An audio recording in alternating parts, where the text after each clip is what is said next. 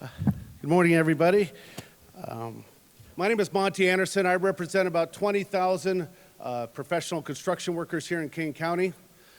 As you look at this project, there's not an ounce of this project you don't see that wasn't done by labor here out of King County. From the flooring to the roofing, to the glazing, to everything you don't see. The HVAC, the electric, the fire suppression, right? The heat and frost insulation, the HVAC, the fire dampers. Everything done here was done with hands, right? And what's important about that is any project can get done. But what's important about this project is it was 3 million hours. 3 million hours our local people here got up and came to work during a pandemic. They came here and built this beautiful, thank you.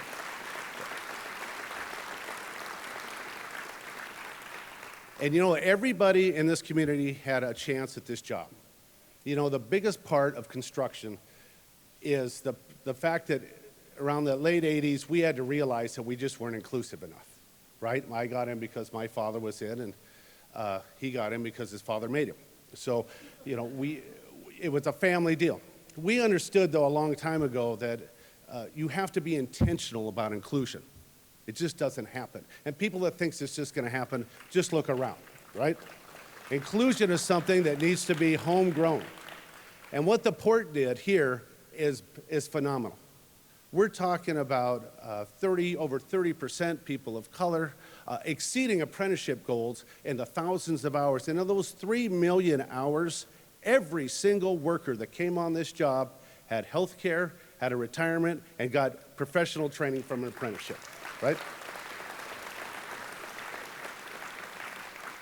So what you're seeing here is the seeds planted, just like when we're all starting construction. You get to go around for the rest of your life now going, I built that, right? Or my grandpa built that, or my great-grandpa built that. This is something that started so many careers, planted so many seeds for the middle class that it's you can't even put a number on it. So once again, I want to thank the port, and when I say the port, it's everybody, right? It's the commissioners, past and present. It's Steve.